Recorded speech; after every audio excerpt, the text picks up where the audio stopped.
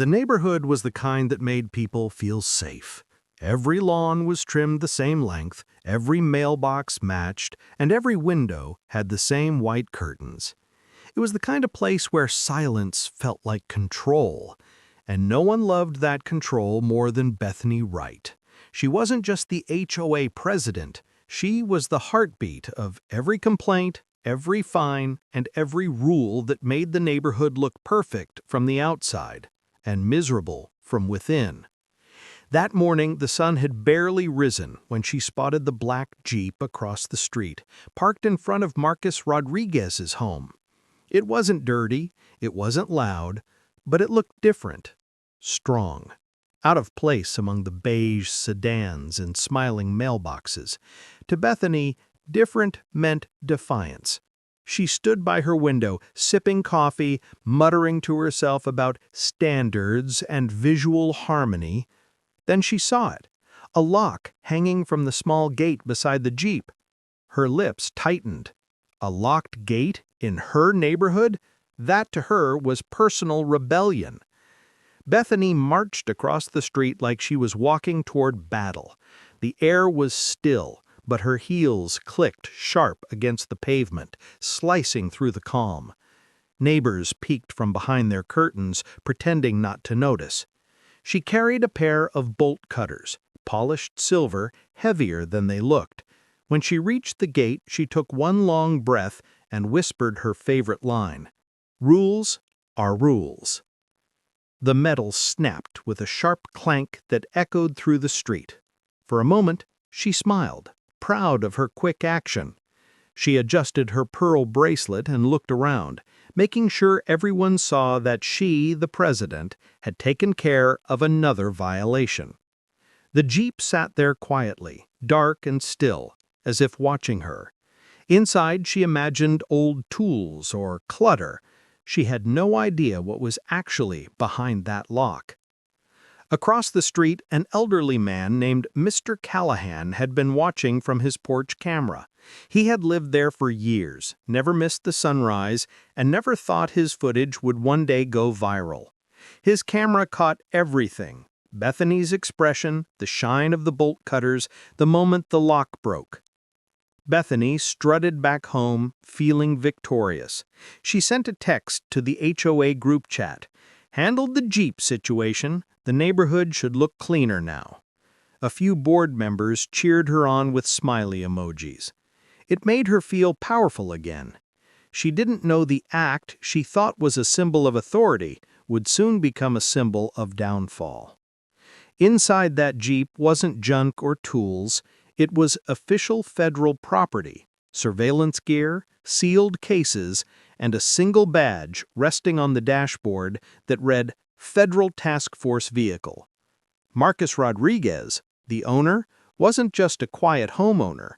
He was a federal agent who had returned home only a week earlier after serving overseas. The Jeep wasn't a personal car. It was part of an ongoing investigation. By afternoon, everything changed. Mr. Callahan's grandson uploaded the video to a neighborhood forum. Within minutes, it spread to social media. The caption read, "HOA President destroys federal property." Comments poured in, people mocking her, others calling for her arrest. The small act she thought no one would question had turned into an online storm. Bethany's phone buzzed nonstop. She tried ignoring it, telling herself the video would fade away.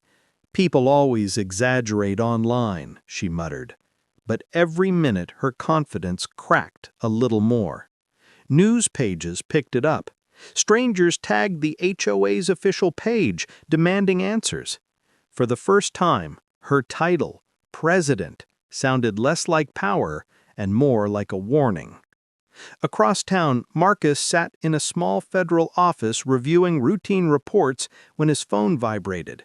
It was his sister, Maya. She sent the link with no words, just the video. He clicked it once, and his jaw tightened as he watched the clip play out. Bethany, her face smug, the bolt cutters gleaming, the lock snapping. He paused it halfway and leaned back in silence. the kind of silence that wasn't calm, the kind that came before a storm. He didn't get angry. He didn't call or post or shout. He simply closed the video, exhaled slowly, and said to himself, "Some lessons teach themselves." Then he stood, packed his folder, and left his office without another word. That evening, the neighborhood buzzed with gossip. Curtains moved, whispers spread. Some residents defended Bethany, calling her brave for protecting property values. Others were frightened. They'd seen the video, and they knew trouble was coming. Even the quietest homes couldn't hide from the tension now hanging over the cul-de-sac. Bethany sat at her dining table scrolling through comments on her phone. Every line felt like a blow. "This woman's power has gone too far. Someone needs to stop her. She thinks she owns the street." Her hands shook as she placed the phone down. Her husband asked if she was okay. She said she was fine, but her voice was thin. She told him she'd fix it. She always did. Outside, the streetlights flickered on. The same Jeep sat parked exactly where it had been, the chain now gone, the open gate swaying softly with the breeze. It looked like it belonged there, still, proud, untouched. The kind of presence that doesn't need to prove power because it already has it. Up in his truck, Marcus parked quietly at the end of the street. He watched for a few moments, not with anger, but with measured calm. He saw the neighbors still awake, the nervous lights inside Bethany's house. The video had done more than embarrass her. It had exposed everything she stood for: control, pride, the illusion of authority. The wind rustled the trees, a faint metallic sound. The broken lock, swinging against the gate, echoed one last time through the still night. To most, it was nothing, but to Marcus, it was the sound of balance shifting. He rolled up his window, started the engine, and drove off into the darkness, leaving the neighborhood as quiet as it had been that morning. Except now, the silence wasn't peaceful. It was heavy, waiting for what came next. Because in Willowbrook Estates, one simple act of arrogance had opened the door to something much bigger: a war between control and consequence. And though no one knew it yet, that black Jeep was about to change everything. The day Marcus Rodriguez came home, the street looked almost too perfect. Every house matched the next, painted in soft beige tones that hid the tension underneath. Flags hung straight, lawns trimmed sharp, and somewhere a wind chime rang softly, the sound of calm that never lasts. Marcus pulled his truck into the driveway just as the sun started to fade behind the rooftops. The air smelled like cut grass and control. He had imagined this moment differently. Maybe a quiet meal, maybe peace after long months overseas. Instead, the first thing he noticed was the stack of envelopes piled neatly against the porch door. Each letter carried the same logo: Willowbrook Estates Homeowners Association. The name felt heavier than it looked. He bent down, picked them up, and flipped through the stack. Everyone was marked with red ink: final notice, violation fee, warning of lien. His jaw tightened, but his eyes stayed calm. Inside the house, the floor creaked softly. His sister, Maya, appeared from the hallway, her hands nervously twisting a dish towel. "I tried to pay some of them, but they keep sending more," she said quietly. The living room felt smaller than he remembered. The walls were lined with the same family photos his grandmother used to hang: pride, service, home. Now that home had been turned into a battlefield disguised as paperwork. Maya explained how Bethany Wright, the HOA president, had started her campaign while Marcus was away. It began with little things: a letter about the mailbox color being too dark, a fine for leaving a hose coiled wrong, a warning about their flag not meeting proper dimensions. The kind of rules meant to break people slowly. Marcus didn't interrupt. He just listened, nodding once, eyes fixed on the letters spread across the table like evidence. They even sent one about your Jeep, Maya added. Said it was a violation of street uniformity. Her voice cracked. And then she just cut the lock, Marcus. She just walked up and did it. Marcus froze. The room went still. He didn't ask her to repeat it. He walked to the window and looked out at the driveway. The black Jeep sat where he had left it, quiet, clean, unbothered. To anyone else, it was just a car. But to him, it meant years of work, trust, and something deeper, duty. Maya hesitated, then held out her phone. "Someone recorded it," she whispered. "It's everywhere now." Marcus took the phone. The clip started mid-morning. Bright light, green lawns, and Bethany Wright striding confidently across the street. She held the bolt cutters like a badge of power. The metal snapped once, and she smiled. The video froze on her face, proud, satisfied, untouchable. He stared at the screen for a long time. His reflection floated faintly over the image, a man who'd fought in real wars, now staring at a smaller one, the kind fought with paper, pride, and arrogance. He didn't speak for nearly a minute. Then, softly, almost to himself, he said, "I've seen this kind of thing before. It always looks small at first." Maya sat down across from him, her shoulders tense. "You're not going to fight her, are you?" she asked. He glanced at her, then back at the stack of warnings. "No," he said, "not like she expects." His voice carried no anger, only certainty, the kind that made the air shift. That night, he didn't sleep much. He sat at the kitchen table under a dim light, sorting through each letter. One by one, he opened them, reading every line. The wording was sharp, designed to intimidate. But between the threats, he saw mistakes, inconsistencies in dates, missing signatures, misused legal codes. It wasn't just harassment, it was sloppy, the kind of sloppiness that exposed weakness. Outside, sprinklers turned on across the street, spraying perfect rows of grass. The neighborhood looked peaceful again, unaware of what had changed inside one small house. Marcus took out a notepad and began writing.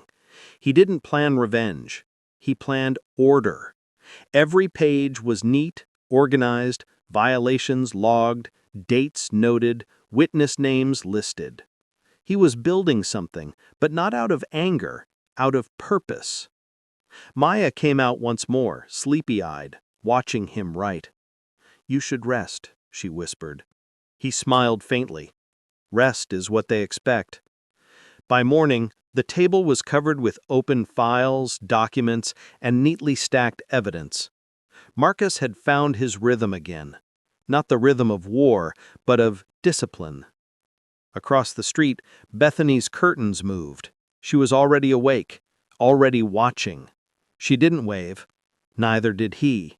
But something in her chest tightened when she saw him calm, composed, unmoved. She didn't realize that was the most dangerous kind of quiet. Later that day, HOA board members walked door to door, handing out flyers about community standards. Marcus stood in his yard, hands resting in his pockets, watching them pass. One board member paused, looked at him nervously, then walked faster. The word had spread. The man whose lock Bethany had cut was not just any homeowner.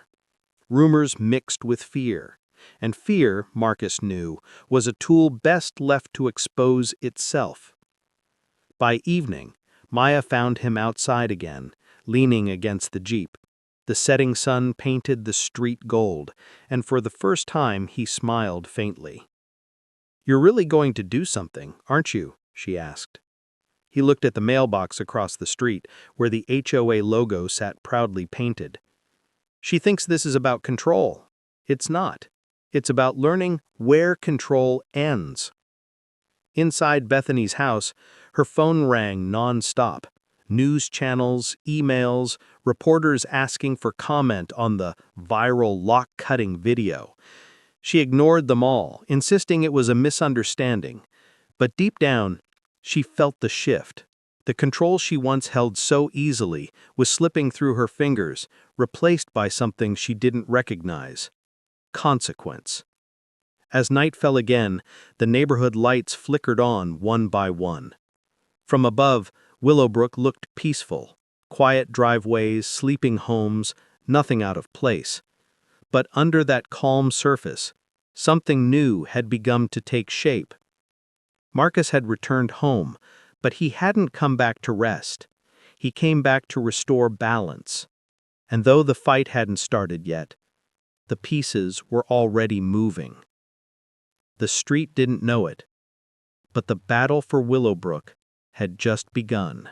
The summer heat sat heavy over Willowbrook Estates. Lawns shimmered under the afternoon sun, and the air carried that still, tense quiet only neighborhoods with too many rules could create. From a distance, everything looked peaceful, but peace was just a disguise now.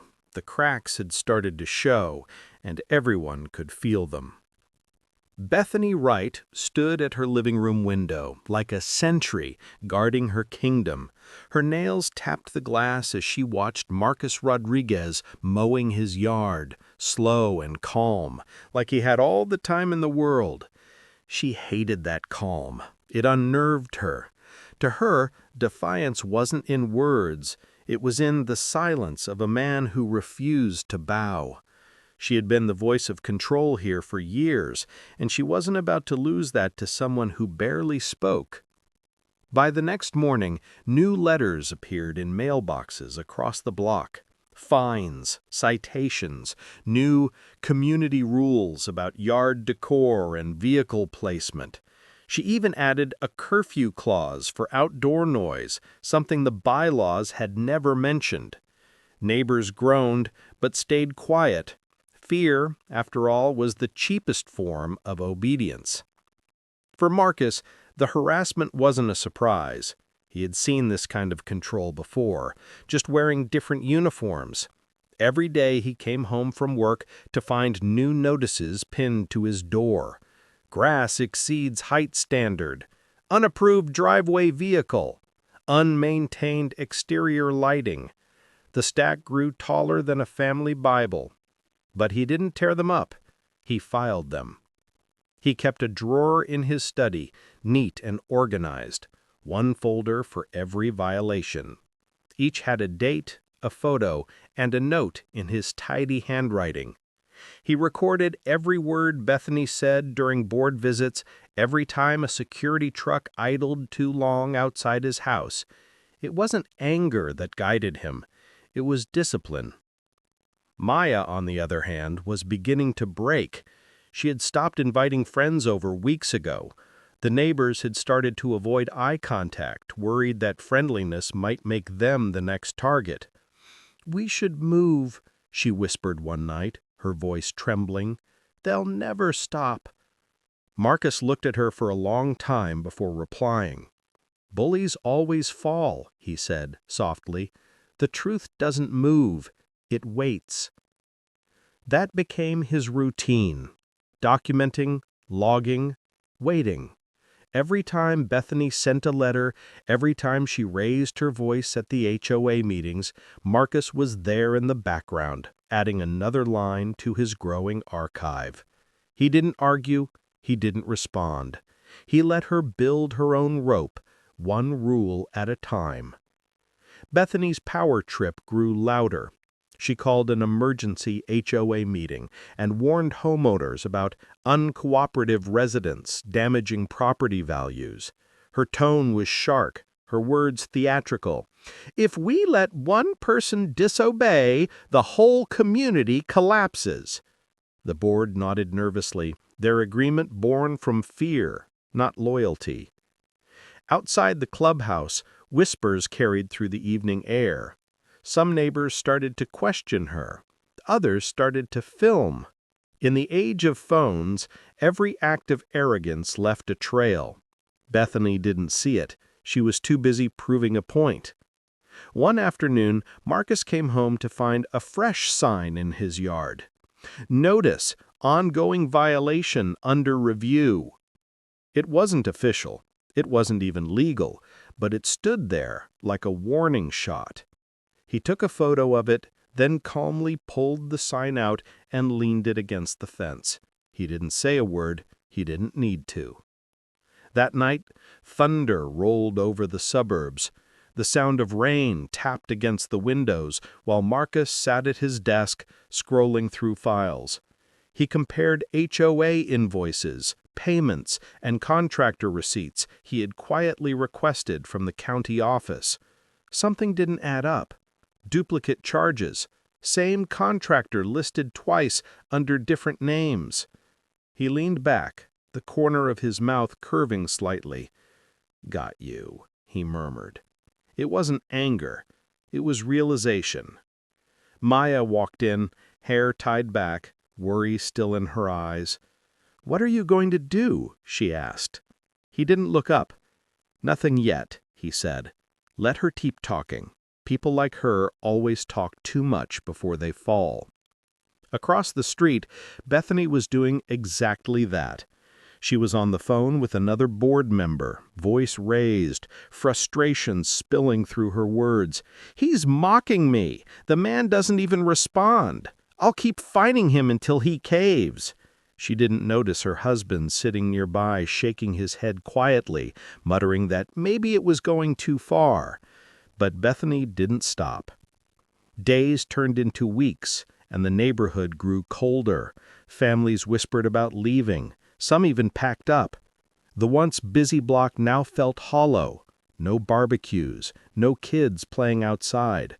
The only sound that broke the silence was the soft click of Marcus's pen as he wrote another note in his file. By then, he had collected nearly 2 months of evidence, photos, timestamps, voice recordings, and digital backups. The case was forming itself, stronger with each petty act Bethany committed. The HOA may had authority on paper, but paper burns fast when truth catches fire. One evening, as the sun dipped low and the sky turned gold, Marcus stood in his driveway, sipping coffee. The air smelled of rain and cut grass again. Bethany drove by slowly, her eyes locked on him, waiting for a reaction. He didn't flinch, didn't move. He simply nodded once, calm, steady, unbothered. That small gesture unsettled her more than any argument could. Inside her house, she slammed the door and muttered to herself, "He's planning something." For the first time, her voice didn't sound confident. It sounded unsure. And she was right. Because by now, Marcus had stopped being her victim. He had become her lesson. The files were ready, the evidence complete, and the connections in motion. The HOA's power might have looked solid, but behind every rule and every fine, Marcus had built something stronger, a quiet storm of truth that was about to break over Willowbrook. And when it did, Bethany Wright would learn the hardest rule of all. Control doesn't last forever. The nights in Willowbrook had grown quiet, but not peaceful. The streetlights hummed softly, their yellow glow casting long shadows over perfect lawns. Behind one of those windows, Marcus Rodriguez sat at his kitchen table, surrounded by papers. Stacks of HOA documents covered the wood surface, each page lined with the same neat handwriting. Dates, numbers, company names. To anyone else, it looked like paperwork, but to Marcus it was a map, a trail that led to something rotten hiding behind polite smiles and community values. He had seen corruption before. Overseas it came dressed in uniforms and weapons. Here it wore cardigans and committee pins. The difference was only in presentation. The intent was the same. Power for profit disguised as order. He turned another page and noticed it again. The same contractor listed twice under different names, both payments approved by the HOA board. The amounts matched perfectly down to the cent. He kept tracing the numbers, line after line, until he reached it. A transfer signed off to a company under the name Right Home Services, LLC. The name didn't surprise him. Bethany's husband owned it. Marcus leaned back in his chair, fingers resting against his chin. The steady hum of the refrigerator filled the room as he whispered to himself, "There it is." The words weren't angry. They were calm, the kind of calm that comes when patience meets proof. He didn't call anyone right away. He knew timing mattered more than reaction. Instead, he organized every document by date, cross-checked signatures, and highlighted recurring vendors.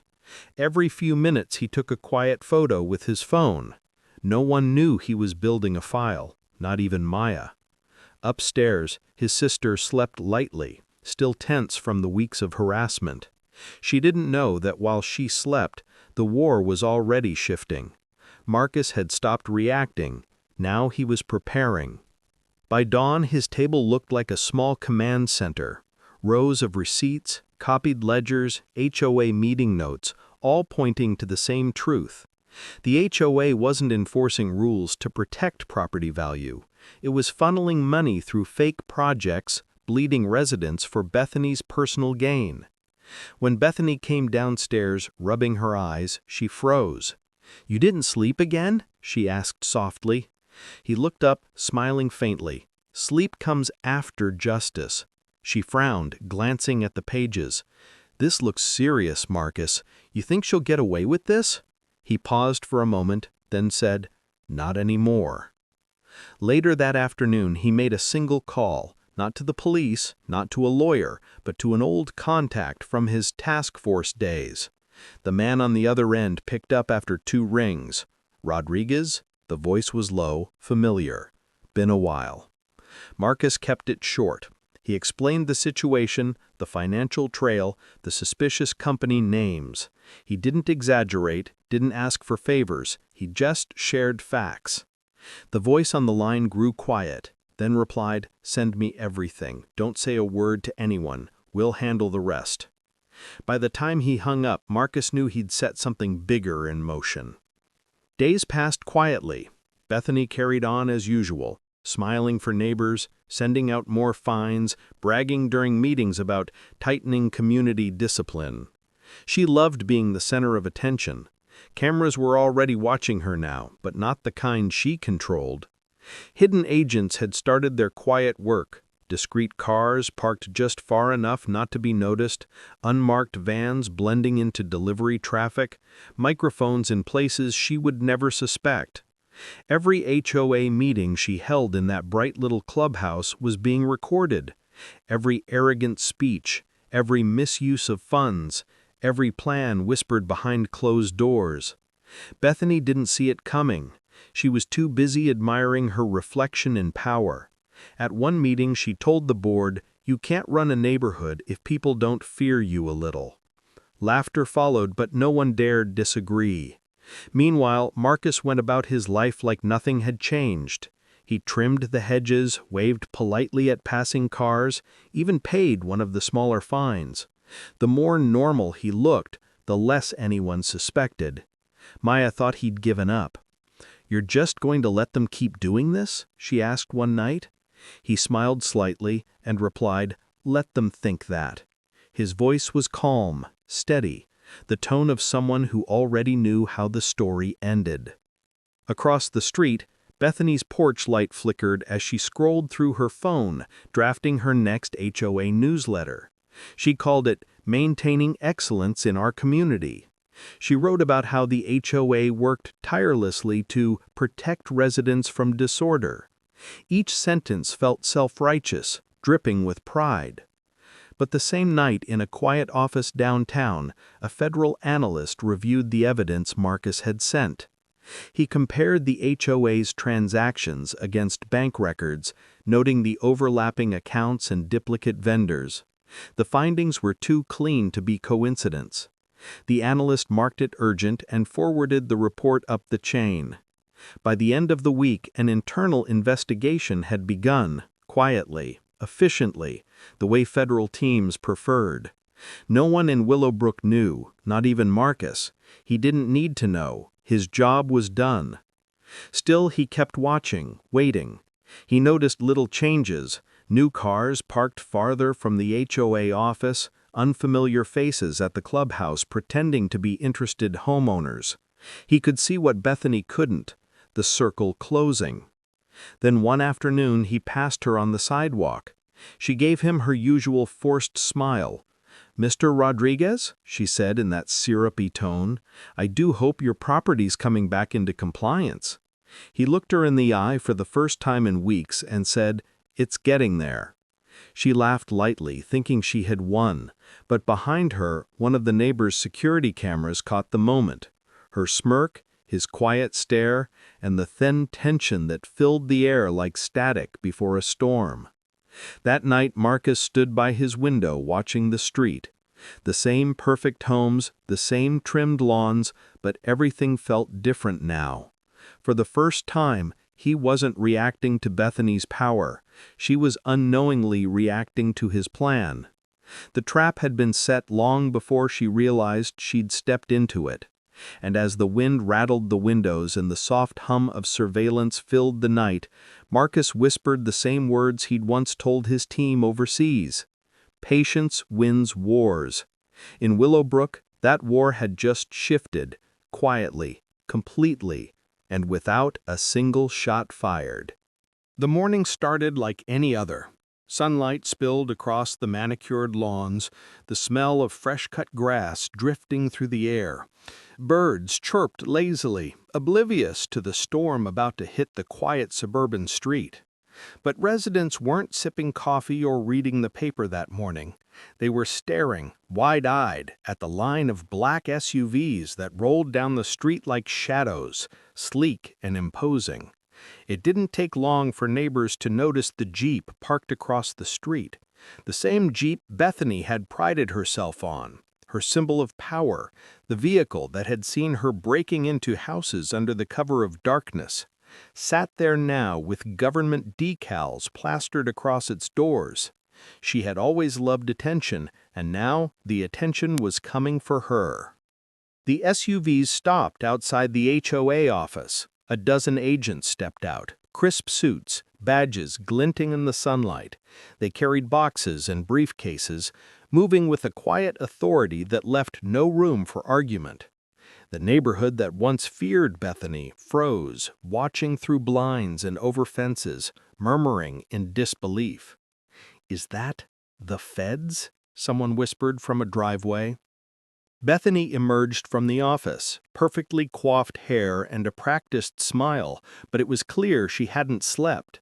Her heels clicked nervously against the pavement, a sound that usually demanded respect but only highlighted her vulnerability.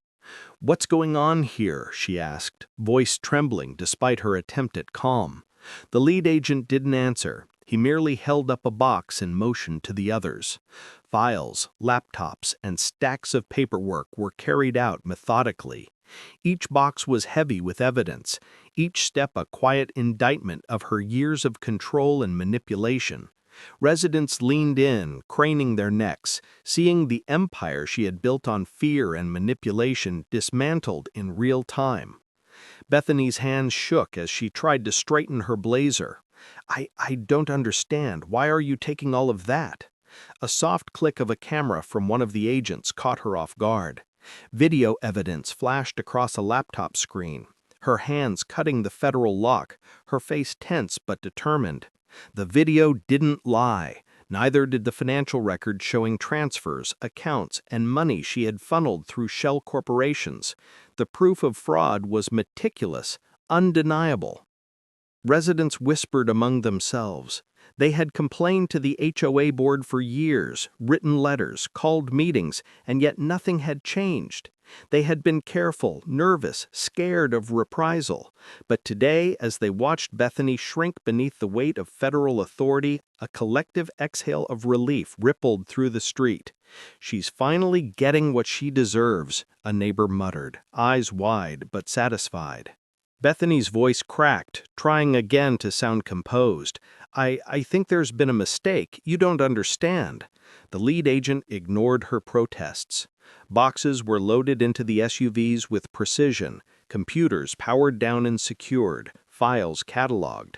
There was no negotiation, no compromise, no fear for her theatrics. She had played the neighborhood, the HOA, even her own board members, but she had underestimated the consequences of crossing the line. Federal crime wasn't something a local HOA could smooth over with a warning or a fine. Inside the office, the silence was suffocating. The walls had witnessed her schemes, her intimidation tactics, her carefully curated image of control. Now they were filled with the quiet of truth laid bare. The agents methodically went through every drawer, every filing cabinet, leaving no corner untouched. Evidence of her manipulation of contracts, her intimidation of homeowners, and her secret financial dealings spilled into the open, exposing the depth of her arrogance. Bethany's composure crumbled. She ran a hand through her hair, glancing desperately around the room. "Please, this is private property. You can't just—" "You've crossed the line," the lead agent said calmly, almost pityingly. "This isn't about your little HOA anymore. This is federal." For years she had wielded power like a weapon, a dictator of cul-de-sacs and covenants. She had relished in the whispered fear of neighbors, the way people jumped at her phone calls, the way board meetings trembled under her gaze. But all of that vanished the moment the black SUVs rolled onto her street, the moment she realized that the rules she had bent and broken no longer applied to her. Outside, the neighborhood absorbed every detail. Mothers clutched their children, teenagers gawked from fences, and elderly couples leaned on canes, eyes alight with a rare satisfaction. The story of Bethany's rise and rule had been whispered for years. Now the story of her fall would be remembered even more vividly. "She always thought she was untouchable," someone said, a hint of a smile breaking through years of tension. Inside the office, Bethany's world collapsed in slow motion. The laptop footage, the documents, the painstaking accounting of her misdeeds, they were all there. There was no arguing with facts. She had stolen, manipulated, and lied. And for the first time, she felt the crushing weight of accountability. One agent placed a light hand on her shoulder. "It's over." Her eyes welled with tears, not of fear, but of shock, not at the law, but at the realization that the neighborhood that had whispered about her in secret was now seeing her stripped of all power. The queen bee had no hive, her influence was gone, her control evaporated under the steady, undeniable force of justice. The residents watched as she was escorted to the SUVs. Her voice broke again, pleading with invisible walls of authority. "This isn't fair. I didn't—" The lead agent's words were soft but final. "Fair has nothing to do with crossing the line." As the SUVs pulled away, the neighborhood exhaled. The tension that had lived in every mailbox dispute, every small HOA argument, every petty intimidation finally eased. Windows reopened, conversations restarted. Life began to creep back into the streets that had held their breath for so long. Bethany's fall was more than just the removal of a dictator. It was a lesson etched in every sidewalk, every lawn, every home. Power built on fear and deception was fragile, no matter how high it soared. The residents who had once felt powerless now shared a quiet victory. They didn't cheer, they didn't celebrate loudly, they simply knew that the neighborhood, at last, was theirs again. And somewhere in the distance, behind a row of hedges, someone whispered a final thought, half in disbelief, half in relief. "She's gone, and we're free." The SUVs disappeared around the corner, leaving only the echo of justice behind. And for the first time in years, the street felt like a home, not a battlefield. Bethany's reign ended not with a scream, but with the quiet satisfaction of a community watching power crumble, knowing they had survived. No one said a word as the sun climbed higher. A soft wind rustled the leaves, carrying away whispers of fear and leaving behind whispers of hope. The chapter of her tyranny had closed, but the story of the neighborhood's resilience had only begun. The morning sun broke through the courthouse windows, washing the marble floors in gold. It was a strange kind of light, bright, honest, almost symbolic. People whispered in the long hallway, clutching coffee cups and news badges. The name Bethany Wright had become more than a neighborhood concern. It was now a headline. Inside the courtroom, silence pressed against the walls. Bethany stood at the defendant's table, her once perfect posture now stiff and uneasy. She wore a gray suit instead of her usual floral blazer, the kind of outfit meant to look respectable, but it couldn't hide the exhaustion in her face. Her husband sat a few rows back, avoiding eye contact. At the front, the federal investigator adjusted his tie and stepped forward. His voice was calm, but carried weight. "Your Honor, this case began as a local complaint, a simple misuse of HOA power. But what we uncovered was a deliberate pattern of fraud, intimidation, and abuse of authority." He handed over the stack of files. Marcus's files, the ones that had been quietly built over weeks of patience and documentation. Every letter Bethany sent, every fine, every meeting transcript, it was all there, laid out in perfect order. Bethany tried to hold her composure, but her hands trembled. The judge glanced down at the papers, expression unreadable. "Mrs. Wright, you're charged with misappropriation of community funds, falsifying financial reports, and unauthorized interference with federal property." The room went still. The mention of federal property hit like a hammer. Everyone knew what that meant. The Jeep, the lock she'd cut, the arrogance that had brought her here.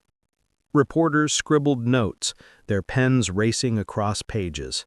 One of them whispered, "That's the woman from the viral video." Bethany's voice finally broke through the quiet. "It was just a misunderstanding. I was only doing my job. I was protecting the community." But even she didn't sound convinced anymore. The prosecutor stepped forward. "You didn't protect your community, Mrs. Wright. You profited from it."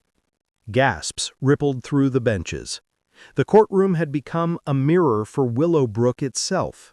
The same people who once nodded to her at HOA meetings were now watching her crumble. Marcus sat near the back, quiet as always. He didn't come for revenge. He came for closure. His expression didn't change when the judge spoke again. "Mrs. Wright, leadership means responsibility. You used your power to intimidate, to control, and to steal. The evidence is overwhelming." Bethany tried to hold her composure, but her hands trembled. The judge glanced down at the papers, expression unreadable. "Mrs. Wright, you're charged with misappropriation of community funds, falsifying financial reports, and unauthorized interference with federal property." The room went still. The mention of federal property hit like a hammer. Everyone knew what that meant. The Jeep, the lock she'd cut, the arrogance that had brought her here. Reporters scribbled notes, their pens racing across pages. One of them whispered, "That's the woman from the viral video." Bethany's voice finally broke through the quiet.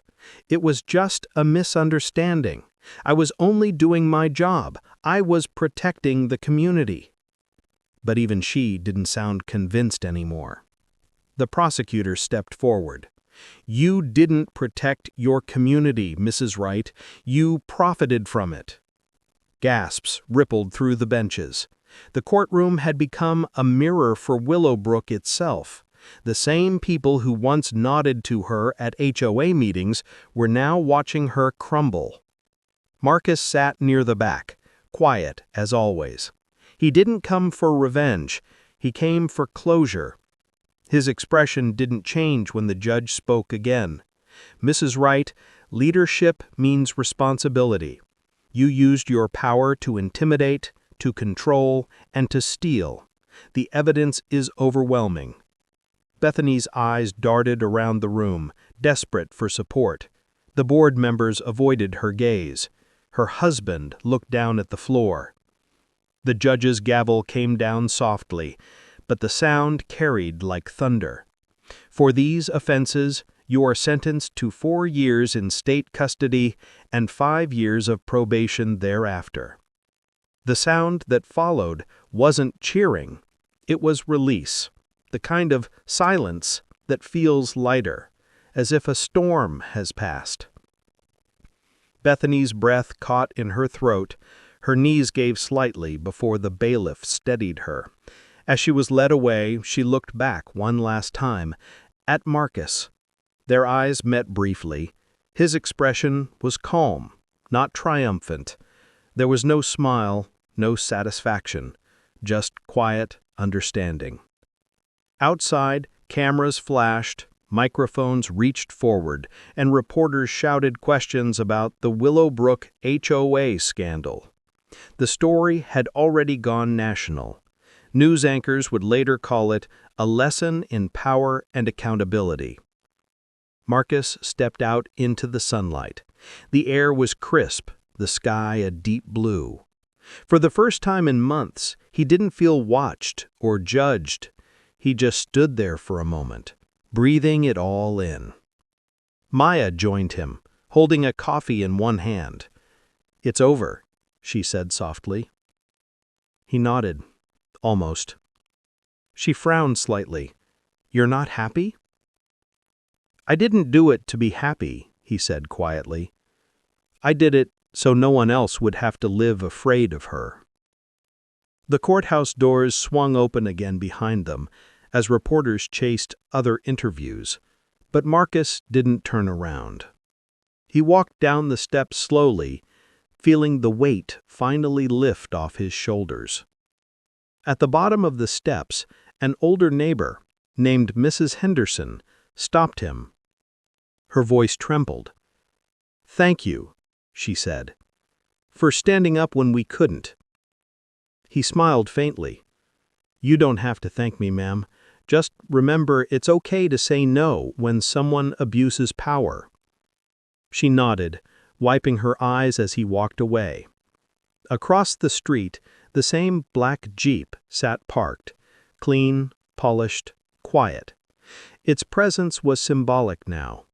Not just a vehicle, but a reminder of everything that had happened. Marcus paused beside it and looked at the reflection in the window. The face staring back wasn't angry anymore. It was tired, but peaceful. He rested his hand on the hood for a moment, then whispered under his breath, "It's done." For the people of Willowbrook, that day became a turning point. The HOA was restructured, the bylaws rewritten, and the community began to breathe again. Kids played outside, neighbors spoke freely, and the silence that once felt heavy finally lifted. But for Marcus Rodriguez, it was more than just a legal win. It was proof that patience and truth could outlast power. As he walked away from the courthouse, the wind picked up, soft, steady, and free. The story of Willowbrook was no longer about control. It was about justice quietly restoring itself, one truth at a time. And somewhere behind those courthouse walls, Bethany Wright finally had time to think about the one thing she'd spent her life avoiding: humility. The sun climbed higher, spilling light across the city. And for Marcus Rodriguez, that light was not just morning. It was peace. Months had passed, and the streets of the neighborhood finally felt like home again. The manicured lawns glistened in the morning sun, trimmed carefully by hands that no longer trembled with worry. Mailboxes stood upright, not bent or broken by someone's whim.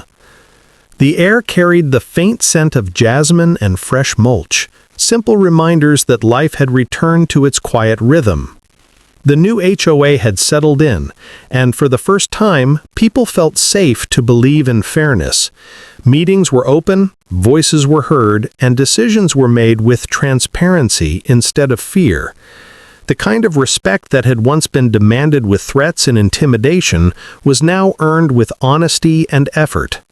Residents leaned on this change like a shield, finally able to relax in their own homes. Maya knelt in her front yard, planting flowers she hadn't touched in years. The soil was soft, the petals bright and hopeful. She carefully arranged the colors, smiling faintly as she thought of the days when stepping outside had felt like navigating a battlefield. Now she could enjoy the sunlight without anxiety creeping into her chest. For once, her yard was hers in the simplest, most peaceful sense. The Jeep sat in the driveway, polished to a shine, reflecting the clear sky above. It was no longer a symbol of fear or chaos. It was just a car, parked safely, quiet, and dependable. Marcus walked past it, his hands in his pockets, eyes thoughtful. He rarely spoke about what had happened months before. There were no grand speeches, no retellings of the downfall of Bethany.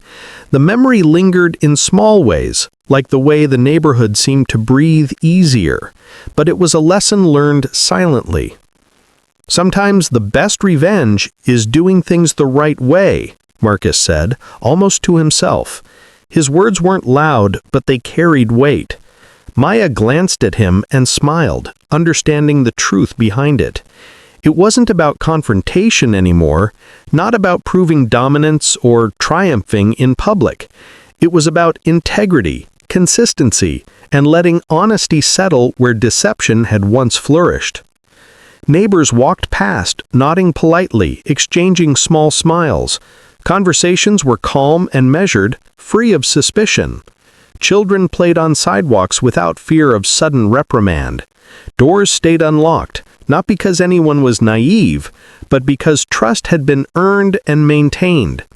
The quiet hum of everyday life was now an assurance of justice kept, of order restored.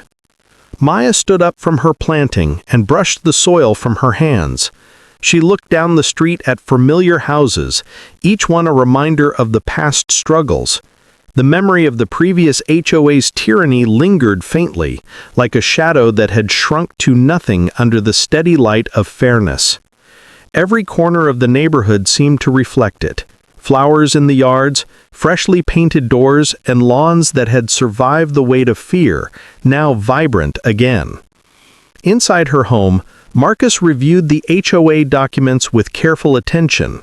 Each file told a story of progress, of lessons learned, of accountability that had finally been implemented.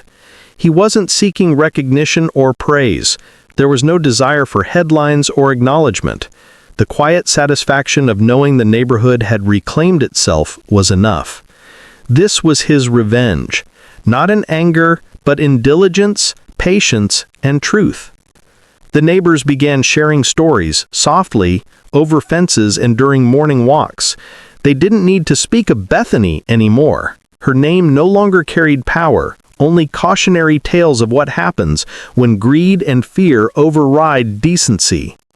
The story had transformed from gossip into a quiet legend, a reminder that misuse of authority has limits, and that patience and fairness have power far greater than intimidation. Maya took a deep breath, smelling the flowers she had planted. It was the first time in years she had felt this kind of calm. Sunlight touched her face, warm and unobstructed by fear. The street was alive with simple life, the sound of sprinklers, laughter from children, and distant dogs barking. No one watched over their shoulders. No one whispered behind blinds. The neighborhood had reclaimed its sense of normal, and it felt solid, unshakable. Marcus joined her outside, leaning against the Jeep. He watched the street, the quiet order, the way the community had blossomed in the wake of conflict. He didn't speak at length because he didn't need to. Words weren't required to express the justice that had settled into every lawn, every mailbox, every porch. His silence held the weight of all the lessons learned, all the patience exercised, and all the wrongs that had finally been set right. The story spread quietly across town, not as gossip, not as drama, but as an example. The lesson was simple.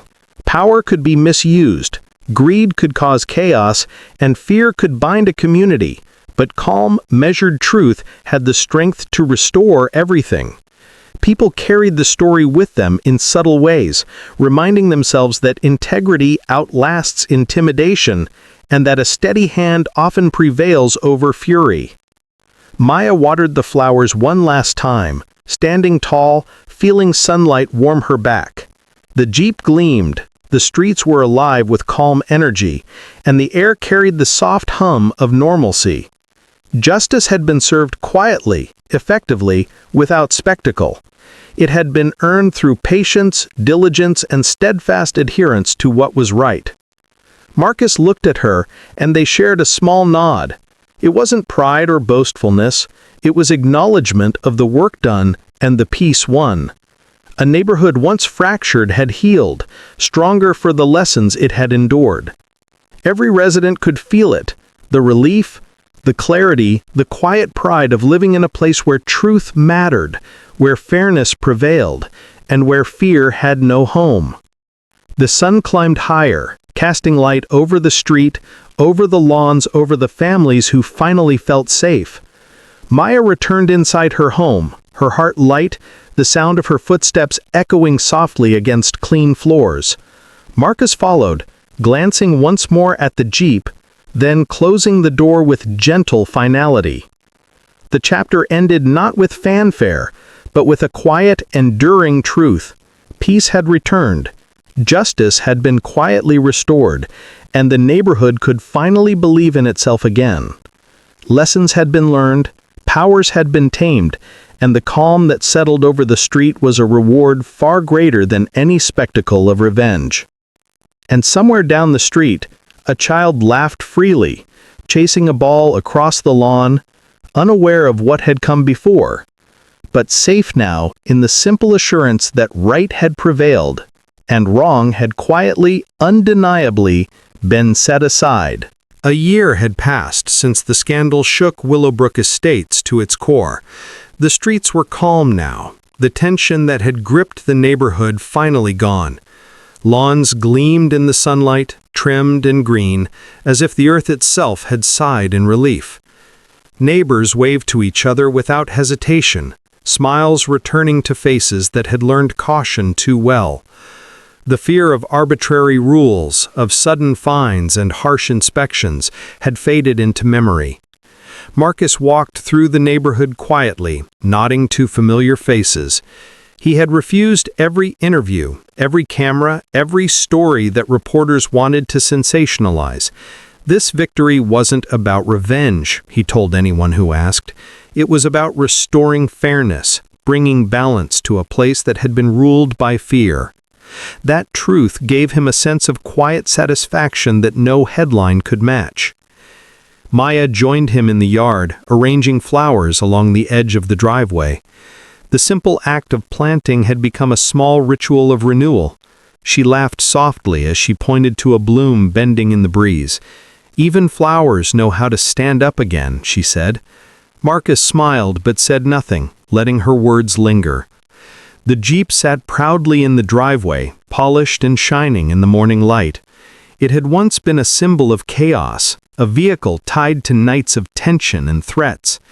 Now it was simply a car, a testament to endurance, to patience, and to the quiet restoration of dignity.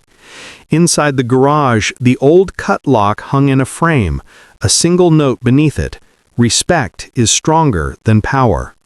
Marcus glanced at it every morning, a reminder of lessons learned and victories earned the right way. People walked by sometimes, stopping to shake his hand or offer thanks. Some had been neighbors for decades, others had moved in after the storm, but all seemed to carry the same quiet reverence. Marcus never boasted, he always replied softly, "Do the right thing, even when it's hard." and he meant it. His voice had weight, not because it demanded attention, but because it carried truth. With Maya's help, Marcus started a small foundation. It supported veterans and families facing unfair HOA practices, the very same kind of intimidation and abuse that had once ruled Willowbrook Estates. He never announced it, never posted updates. The work was quiet, deliberate, effective. Those who benefited from it didn't always know the names behind it, only that someone cared enough to step in when no one else would. The story of the HOA president who had once cut the wrong lock became a local legend. It was told in hushed tones over barbecues, during neighborhood meetings, and at school pickup lines. Not as gossip, not as drama, but as a lesson. Arrogance falls, truth wins, and peace returns when justice is done.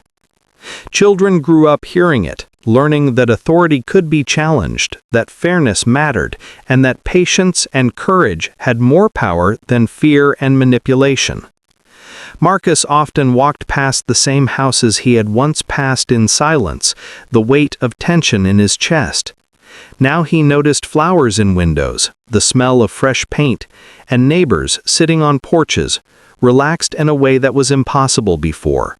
The victory wasn't flashy or dramatic, it was quiet, grounded, enduring. It was built on integrity, not spectacle. Maya joined him on the porch one evening, the sky painted with soft oranges and purples.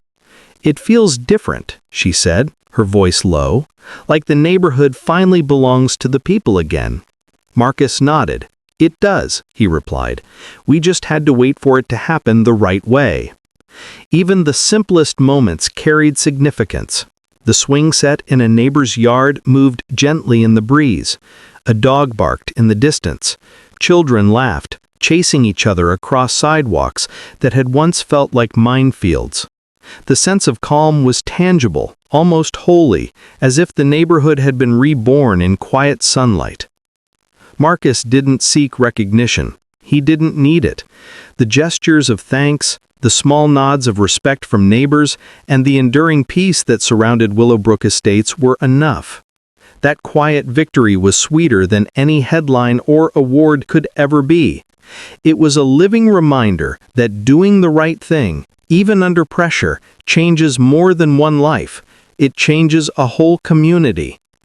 The Jeep gleamed as Marcus walked past it, the reflection of the sky in its windshield reminding him that peace was possible, even after chaos. The frame in the garage, the note beneath it, and the foundation that quietly operated in the background were all symbols of lessons learned. Power alone could intimidate, but respect inspired. Arrogance crumbled, truth endured. Neighbors often stopped, smiling or nodding, whispering, "Thank you." Marcus's response was always the same, soft, measured, unassuming. Do the right thing, even when it's hard. Words simple, but heavy with meaning. Words that reminded everyone who heard them that courage, patience, and integrity were stronger than fear, stronger than power. As the sun dipped lower, casting long shadows across the quiet street, Marcus and Maya watched the neighborhood thrive. Children played, doors remained unlocked, and gardens bloomed without worry. The chaos of the past year felt distant, almost unreal. The Jeep, the lock, the foundation, all reminders that justice had been restored not through rage, but through persistence, fairness, and steadfast adherence to what was right. And as the night settled over Willowbrook Estates, a soft sense of pride lingered in the air. The legend of the HOA president who cut the wrong lock wasn't about drama, it was about courage, fairness, and the quiet triumph of doing the right thing. The neighborhood slept peacefully, knowing that power could be challenged, integrity would prevail, and those willing to act with calm and truth could change everything. Justice had returned, and with it, a sense of enduring hope that no one would forget.